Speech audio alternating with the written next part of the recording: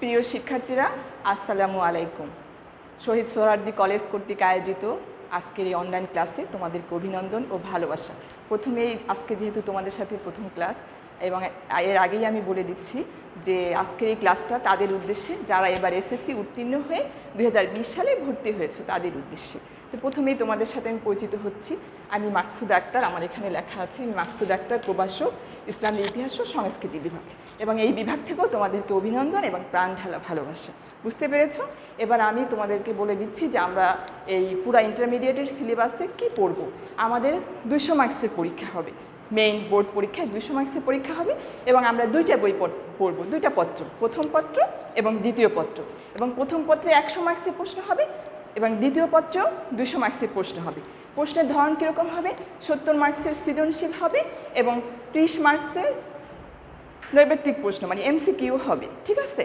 এবং 70 মার্কসের মধ্যে আবার ভাগ আছে, মানে 11টা উদ্দীপক দেওয়া থাকবে, বুঝেছো? 11টা উদ্দীপকের মধ্যে তোমরা 7টি উদ্দীপক যেগুলো ভালো ভালো করে পারো সেগুলো বুঝে লিখবে।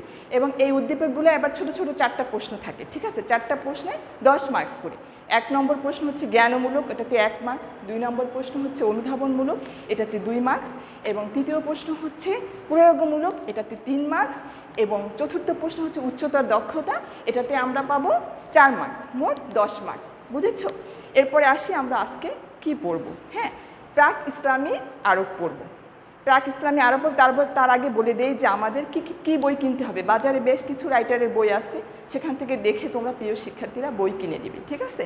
কারণ বই না কিনলে তো আমরা পড়তে পারবো না, যেহেতু ইন্টারমিডিয়েটের সিলেবাস কিন্তু অনেক বড়, সময় পাওয়া যায় অনেক কম এবং অলরেডি আমরা অনেক সময় মানে হারিয়ে ফেলেছি, কিছু করার নাই এই করোনা পরিস্থিতিতে। যাই হোক, তো তোমাদেরকে আমি বলি যে আজকে আমাদের প্রথম অধ্যায়, এটা প্রথম অধ্যায় প্রাক ইসলামী আরব। প্রাক ইসলামী আরব, এখানে আমাদের নিশ্চয়ই প্রশ্ন আসতে পারে যে ম্যাম প্রাক ইসলামী আরবটা কী? প্রাক ইসলামী আরব হচ্ছে ইসলামের আবির্ভাবের পূর্বে আরবের অবস্থাটা কীরকম ছিল, আরবের সামাজিক অবস্থা, অর্থনৈতিক অবস্থা, রাজনৈতিক অবস্থা কীরকম ছিল, আরবের নামকরণ পড়ব, আরবের আজকের পাঠে যেমন আমরা পড়ব আরবের নামকরণ, আরবের ভৌগোলিক বৈশিষ্ট্য, আরবের আয়তন ও জনসংখ্যা, ভূপ্রাকৃতিক বৈশিষ্ট্য অনুসারে কয় ভাগে ভাগ করা যায়, এই জিনিসগুলো আজকে আমরা শিখব, ঠিক আছে? তো আরবটা কোথায় অবস্থিত? আরবটা এশিয়া মহাদেশের দক্ষিণ পশ্চিম প্রান্তে অবস্থিত পৃথিবীর বৃহত্তম উপদ্বীপ, ঠিক আছে? আরবকে বৃহত্তম উপদ্বীপ কেন বলা হয়? বলা হয় এ কারণে এর 3 দিকে জল এবং একদিকে স্থলভাগ, এ কারণে আরবকে পৃথিবীর বৃহত্তম উপদ্বীপ বলা হয়। এবং এটি বিভিন্ন দিক থেকে একটি প্রসিদ্ধতম এলাকা। এর প্রথম কারণ হচ্ছে এর ইসলামের জন্মভূমি আরবে, ইসলামের জন্মভূমিটা আরবে এবং ভৌগোলিক দিক থেকে এর গুরুত্ব অনেক বেশি। এবং এর তীর ঘেঁষে, উত্তর প্রান্ত ঘেঁষে বেশ কিছু সভ্যতার উত্থান ঘটেছে।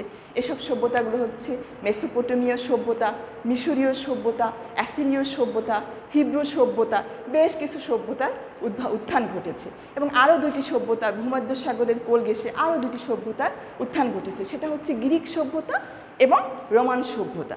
বুঝতে পেরেছো? এই সমস্ত সভ্যতার মানুষ তাদের কঠোর পরিশ্রম, তাদের মেধা এবং তাদের মনন দিয়ে তারা এক উন্নত সভ্যতা দিয়ে গিয়েছেন।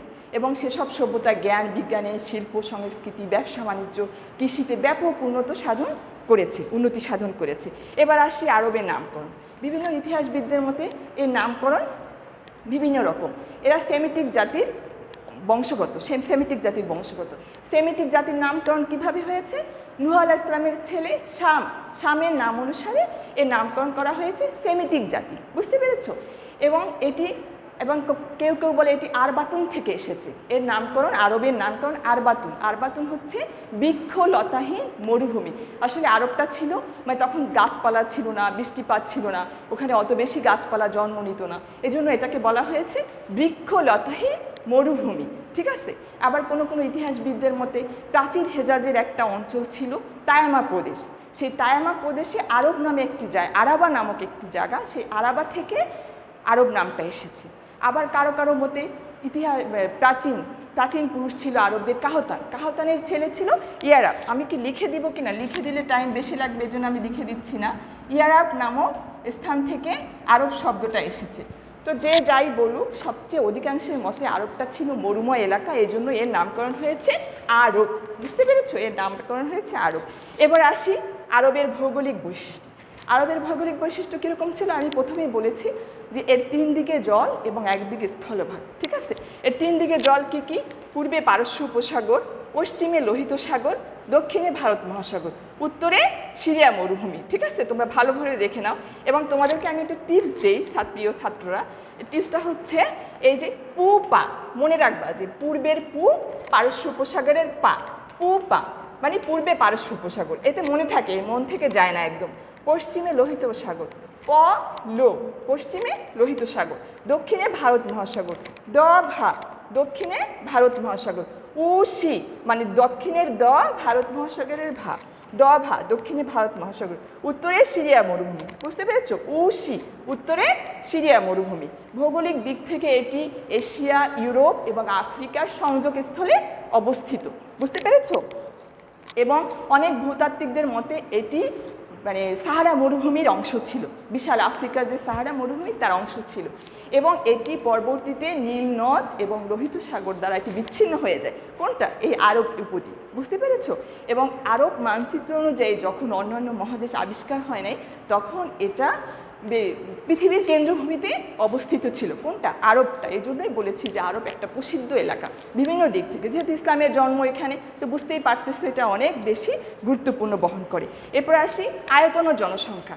আয়তন ও জনসংখ্যা, এর আয়তন হচ্ছে 10,27,000 বর্গমাইল, 10,27,000 বর্গমাইল।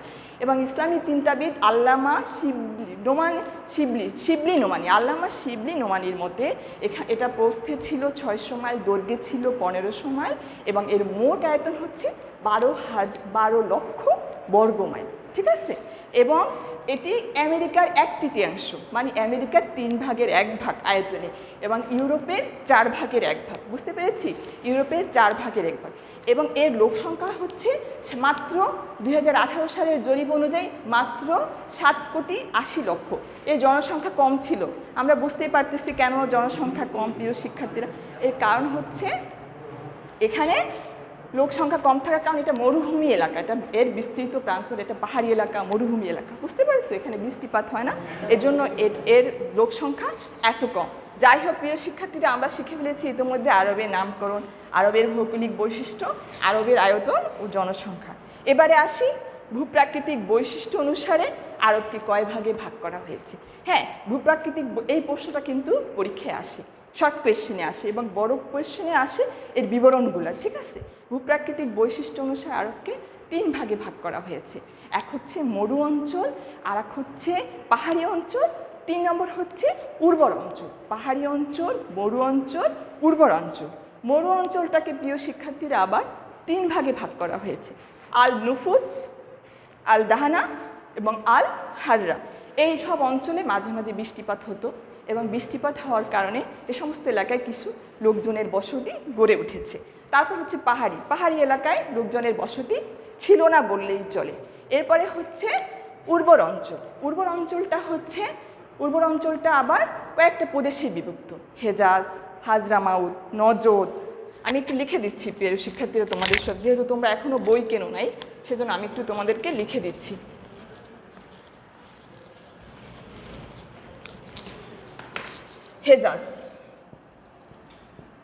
হেজাজ, হাজরামাউত, নজদ, ইয়েমেন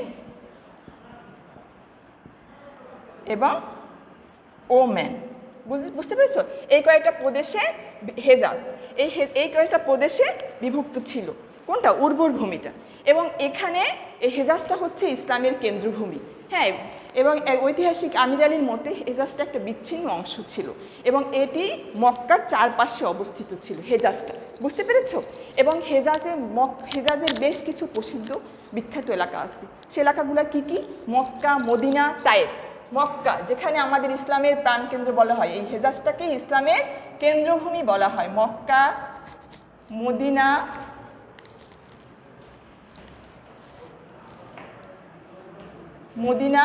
এবং তায়েফ।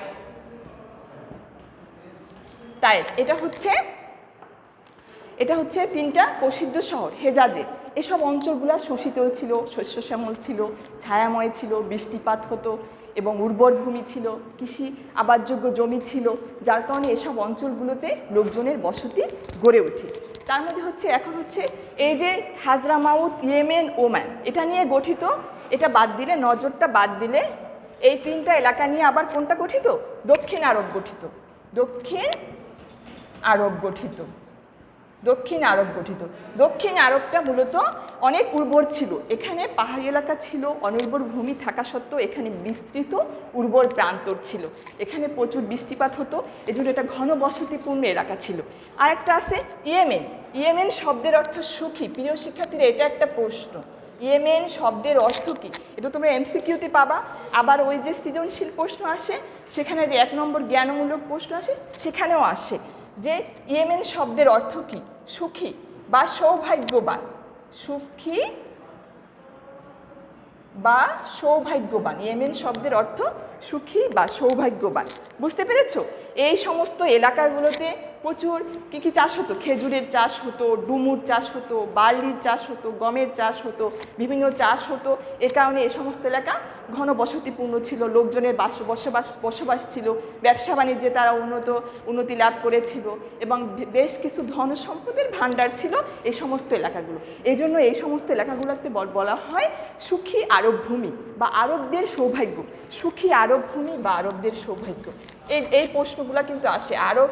ইয়েমেনকে সুখী আরব ভূমি কেন বলা হয়? সুখী আরব ভূমি কি বলা হয়? সুখী আরব ভূমি, সুখী আরব ভূমি বা আরবদের সৌভাগ্য।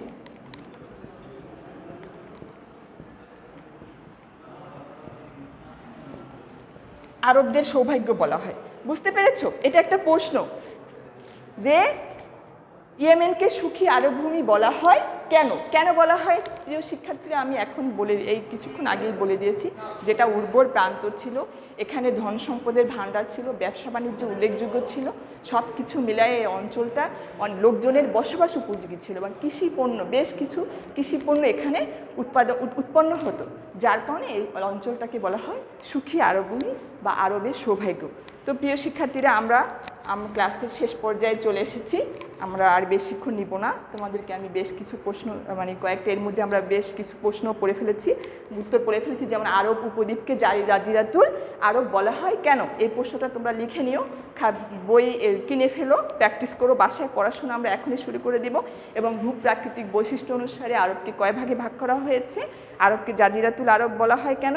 ইয়েমেনকে সুখী আরব ভূমি বলার কারণ ব্যাখ্যা করো। তো আজকে এই পর্যন্তই। ভালো থাকো শিক্ষার্থীরা, তোমাদেরকে শুভেচ্ছা জানিয়ে আমার আজকের ক্লাস এখানেই শেষ করছি।